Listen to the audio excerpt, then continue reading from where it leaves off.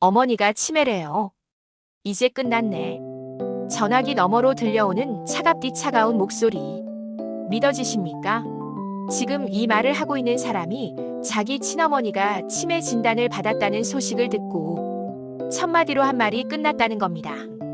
쨍그랑. 병원 복도에서 컵이 깨지는 소리가 들립니다. 하지만 지금 진짜로 산산조각 나고 있는 건 컵이 아닙니다. 78 인생을 살아온 한 어머니의 마지막 자존심이 바닥에 내동댕이 쳐지는 소리입니다. 서울 강남의 한 대형 종합병원. 신경과 진료실 앞 대기실에 앉아 계신 분이 우리의 주인공 박정혜 여사입니다. 78. 곱게 늙으셨습니다. 하얀 블라우스에 깔끔한 회색 카디건을 걸치셨고 은은한 진주 귀걸이가 품위를 더해줍니다. 방금 전 의사 선생님의 진단은 명확했습니다. 경도인지 장애입니다. 쉽게 말해서 치매 전 단계라고 보시면 됩니다. 옆에 앉아있던 큰딸 수진이 재빨리 진단서를 낚아채더니 복도로 나가 동생한테 전화를 겁니다. 언니, 그래서 어떻게 해? 집에서 모실 순 없잖아. 요양원 알아봐야 할 것 같아. 근데 어머니 재산이 좀 있으시니까 좋은 데로 보내면 되지 뭐. 맞아. 돈 있으시면 그게 제일 낫지. 우리가 모시는 것보다 전문가들이 돌보는 게 어머니한테도 좋은 거고. 재산. 그 단어가 나오자 복도 벤치에 앉아 계시던 정혜 씨의 손이 미세하게 떨렸습니다. 저 아이들은 모릅니다. 어머니가 지금 자기들 대화를 다 듣고 계신다는 것을요. 정혜 씨는 천천히 자리에서 일어났습니다. 비틀거리는 걸음으로 복도를 걸어 나가는데 딸들은 여전히 전화기에 대고 쑥덕거리고 있습니다. 어머니가 지나가는데도 눈길 한 번 주지 않습니다. 내가 이렇게까지 쓸모없는 사람이 된 건가? 하지만 이 딸들은 모릅니다. 자기들이 요양원에 처박으려는 그 어머니가 사실 어마어마한 비밀을 품고 계시다는 것을요. 1946년 겨울 경상도의 작은 시골 마을. 정혜 씨는 그곳에서 태어났습니다. 6.25 전쟁이 막 끝나고 온 나라가 폐허였던 시절이었죠. 가진 것 하나 없는 가난한 농부의 딸로 태어나 학교도 제대로 못 다녔습니다. 하지만 정혜 씨는 달랐습니다. 남들이 잘 때 몰래 일어나 동네 서당 창문 밖에서 글자를 배웠고 언니 오빠 책을 주워서 혼자 공부했습니다. 그렇게 악착같이 배운 덕분에 16에 서울로 올라와 작은 공장에 취직할 수 있었습니다. 재봉틀을 돌리는 여공. 하루 12시간씩 일했습니다. 손가락에서 피가 나도 멈추지 않았습니다. 23세 결혼했습니다. 남편 김철수 씨는 작은 무역회사에 다니는 성실한 사람이었습니다. 두 사람은 약속했습니다. 우리 자식들만큼은 공부 실컷 시키고 하고 싶은 거 다 하게 해주자. 첫째 딸 수진이가 태어나고 2년 후 둘째 수연이가 태어났습니다. 정혜 씨는 낮에는 동네 슈퍼에서 계산대를 보고 저녁엔 집에서 바느질 부업을 했습니다. 자신은 10년 된 옷을 기워 입으면서도 아이들만큼은 반에서 놀림받지 않게 해주었습니다. 정혜 씨가 45 되던 해 청천벽력 같은 일이 터졌습니다. 남편 철수 씨가 회사에서 해고당한 겁니다. 1997년 IMF 외환위기였습니다. 큰딸은 대학 입학을 앞두고 있었고 둘째는 고등학교 2학년이었습니다. 정혜 씨는 결단을 내렸습니다. 파출부 일을 시작한 겁니다. 새벽 5시에 일어나 남의 집 화장실을 닦고 설거지를 하고 빨래를 했습니다. 하루에 3집을 돌았습니다. 무시당하고 천대받고 욕먹어도 참았습니다. 집에 돌아와서 딸들 얼굴 보면 그만이었으니까요. 정혜 씨는 딸들에게 자신이 파출부 일을 한다는 걸 절대 말하지 않았습니다. 딸들이 상처받을까봐, 친구들한테 창피해할까봐 숨겼습니다. 그렇게 5년을 버텼습니다. 그 5년 동안 정혜 씨는 악착같이 돈을 모았습니다. 한 푼 두 푼 모아서 강남의 작은 상가 하나를 샀습니다. 당시만 해도 그곳은 허허벌판이었습니다. 정혜 씨의 예감은 적중했습니다. 그 상가는 10년 후 가치가 50배로 뛰었습니다. 정혜 씨는 그 돈으로 또 다른 건물을 샀고 그 건물은 또 몇 배로 올랐습니다. 10년 후 정혜 씨는 강남의 상가 건물 3채, 아파트 2채를 소유한 건물주가 되어 있었습니다. 시세로 따지면 200억이 넘는 자산이었습니다. 대단하지 않습니까? 시골 출신의 제대로 된 교육도 받지 못한 여자가 남의 집, 화장실 닦으면서 모은 돈으로 200억 자산가가 된 겁니다. 하지만 정혜 씨는 이 사실을 딸들에게 말하지 않았습니다. 딸들이 돈 보고 나한테 잘하는 꼴은 보기 싫어. 그냥 엄마라서 좋아해주면 좋겠어. 정혜 씨는 여전히 검소하게 살았습니다. 명품 가방 대신 시장 가방을 들고 백화점 대신 재래시장에서 옷을 샀습니다. 딸들은 어머니가 여전히 가난하다고 생각했습니다. 그리고 그 착각이 이 모든 비극의 시작이 되었습니다. 딸들이 성장했습니다. 큰딸 수진이는 명문대를 졸업하고 대기업에 취직했습니다. 좋은 집안 의사와 결혼해서 강남에 아파트를 장만했습니다. 둘째 수연이도 외국계 회사에 다니며 유학파 변호사와 결혼했습니다. 정혜 씨는 기뻤습니다. 우리 딸들, 내가 고생한 보람이 있네. 하지만 그 기쁨도 잠시 이상한 조짐들이 보이기 시작했습니다. 큰딸 수진이 결혼하던 날이었습니다. 정혜 씨는 백화점에 갔지만 가격표를 보고 깜짝 놀랐습니다. 결국 시장에서 20만 원짜리 정장을 샀습니다.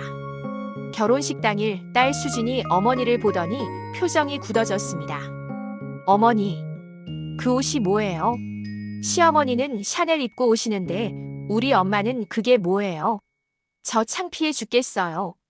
창피하다는 말. 자기 어머니가 창피하다는 말을 딸이 한 겁니다. 그랬어요. 그냥 구석에 앉아 계세요. 사람들 눈에 안 띄게. 정혜 씨는 그날 결혼식 내내 구석 자리에 숨어 있었습니다. 둘째 수연이는 더 직설적이었습니다.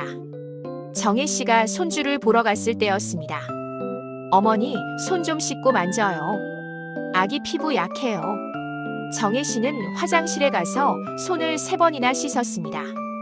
하지만 나와서 다시 아기를 안으려고 하자 수연이가 또 가로막았습니다. 어머니, 오늘은 그냥 보기만 하세요. 애가 요즘 낯을 가려서. 그런데 잠시 후 시어머니인 김 여사가 놀러 왔습니다. 어머님, 어서 오세요. 우리 강아지 안아보세요. 수연이의 태도가 180도 바뀌었습니다. 김 여사는 부유했습니다. 명품 가방을 들고 비싼 옷을 입고 돈이 많았습니다. 그래서 극진히 모시는 겁니다. 반면 정혜 씨는 시장 가방 들고 싸구려 옷 입고 돈 없어 보이니까 천대받는 겁니다. 명절이 되었습니다. 정혜 씨는 새벽부터 일어나 음식을 장만했습니다. 하지만 딸들은 들어오자마자 투덜거렸습니다. 엄마, 요즘 누가 이런 거 먹어요? 나 다이어트 중인데. 딸들은 음식을 거의 먹지 않았습니다. 명절 상여금 봉투를 줄 때만 얼굴이 펴졌습니다. 어머, 고마워요, 엄마. 그럼 우리 먼저 갈게요. 쿵. 문이 닫히는 소리가 뼈에 사무쳤습니다. 여러분, 보이십니까? 딸들은 어머니를 사랑하는 게 아니라 어머니의 쓸모를 사랑하는 겁니다. 명절 상여금, 손주 용돈, 급할 때 빌릴 돈. 그게 필요할 때만 엄마라고 부르는 겁니다. 병원에서 치매 진단을 받은 후 딸들이 정혜 씨 집에 모였습니다. 엄마, 우리 진지하게 얘기 좀 해야 할 것 같아. 요양원 알아봤는데 좋은 데가 있어. 거기 한 달에 얼마예요? 정혜 씨가 조용히 물었습니다. 한 달에 300만 원 정도? 엄마 집 팔면 되잖아요. 이 빌라 팔면 3억은 나올 거고 거기다 예금 좀 보태면 10년은 거뜬하잖아요. 정혜 씨는 딸들을 물끄러미 바라봤습니다. 너희들은 나를 안 모실 거냐? 엄마도 아시잖아요. 우리 바빠요. 전문가한테 맡기는 게 엄마한테도 좋아요. 수진이 재빨리 서류를 꺼냈습니다. 엄마, 여기 요양원 계약서예요. 그리고 이건 빌라 매매 위임장이고요. 여기 도장만 찍으면 돼요. 정혜 씨는 서류를 받아들었습니다. 그리고 천천히, 아주 천천히 그 서류를 찢어버렸습니다. 엄마, 뭐 하는 거예요? 나는 안 간다. 요양원 안 가. 엄마가 지금 제정신이에요. 치매 걸렸다니까요. 내가 치매 걸렸으면 너희가 모셔야지. 그게 자식 도리 아니냐? 수진이 비웃었습니다. 자식 도리? 요즘은 다들 요양원 보내요. 그게 효도예요. 그래, 그게 효도구나. 정혜 씨는 자리에서 일어났습니다. 나가라. 너희 둘 다 나가. 나가. 내 집에서 당장 나가란 말이다. 쿵. 문이 거칠게 닫혔습니다. 정혜 씨는 그 자리에 주저앉았습니다. 그리고 처음으로, 정말 처음으로 소리내어 울었습니다. 일주일 후 정혜 씨는 변호사 사무실을 찾았습니다. 변호사님, 유언장을 쓰고 싶습니다. 정혜 씨가 서류 뭉치를 꺼냈습니다. 변호사는 서류를 보더니 눈이 휘둥그레졌습니다. 이게 강남 상가 건물이 세 채에 합치면 200억이 넘는데요. 제 재산을 전액사회에 기부하려고 합니다. 기부요? 전액을요? 네. 제 딸들은 제 재산 받을 자격이 없습니다. 그날 오후 정혜 씨 집 앞에 고급 세단이 섰습니다. 대형 로펌의 변호사였습니다. 저는 김앤장 법률사무소의 김 변호사입니다. 여사님 소유의 강남 빌딩 매각건으로 왔습니다. 공교롭게도 그 순간 큰딸 수진이 집에 들어왔습니다. 누구세요? 여사님 소유의 강남 빌딩 매각건으로 왔습니다. 매수자가 150억을 제시했는데 진행하시겠습니까? 순간 거실에 정적이 흘렀습니다. 수진의 입이 떡 벌어졌습니다. 150억. 뭐라고요? 우리 엄마가 200억짜리 빌딩을 갖고 계시다고요? 네. 그것뿐만 아니라 다른 건물 2채와 아파트 2채도 소유하고 계십니다. 변호사가 서류를 펼쳤습니다. 수진은 서류를 들여다보다가 그 자리에 주저앉을 뻔했습니다. 그때 둘째 수연이도 들어왔습니다. 언니, 나도 왔어. 무슨 일이야? 수연아, 엄마가 200억 자산가래. 정혜 씨가 도장을 꺼내 서류에 찍었습니다. 변호사가 떠나고 거실에는 정혜 씨와 딸 둘만 남았습니다. 엄마, 진짜예요? 200억이 진짜 있으세요? 그래. 그럼 왜 진작 말씀을 안 하신 거예요? 정혜 씨가 딸을 똑바로 쳐다봤습니다. 너희가 알면 뭐하게? 돈 보고 나한테 잘할 거야? 엄마, 그럼 우리가 요양원 어쩌고 했을 때 말씀하셔야죠. 응. 너희는 내가 돈 없다고 생각했지. 그래서 요양원에 처박으려고 했고. 그만해라. 정혜 씨가 손을 들어 말을 끊었습니다. 너희가 날 어떻게 대했는지 다 안다. 결혼식 때 창피하다고 구석에 처박고 손주 안지도 못하게 하고 명절 때 30분 만에 도망가고. 그때 알았다. 너희한텐 내가 엄마가 아니라 짐이구나. 며칠 후 사회복지재단의 이사장이 찾아왔습니다. 박정희 여사님, 감사합니다. 여사님의 거액 기부로 많은 아이들이 혜택을 받을 수 있게 되었습니다. 150억이라는 거금을. 정말 존경스럽습니다. 이사장이 감사패를 전달했습니다. 그 옆에서 지켜보던 딸들의 얼굴이 사색이 되었습니다. 엄마, 지금 뭐 하시는 거예요? 보면 몰라. 기부하는 거다. 기부요? 150억을요? 응. 그리고 이번 주 안에 나머지 재산도 다 정리할 거다. 엄마, 그럼 우리는요? 상속은요? 정혜 씨가 차갑게 웃었습니다. 상속?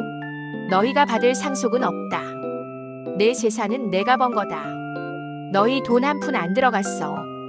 그리고 난 너희한테 줄 생각 없다. 엄마, 제발 다시 생각해 주세요. 우리가 잘못했어요. 수연이 무릎을 꿇었습니다. 하지만 정혜 씨는 고개를 저었습니다. 늦었다. 이미 다 처리했어. 정혜 씨는 봉투 2개를 꺼냈습니다. 이게 너희한테 줄 마지막 선물이다. 안에는 각각 1,000만 원이 들어있었습니다. 1,000만 원씩 줄게.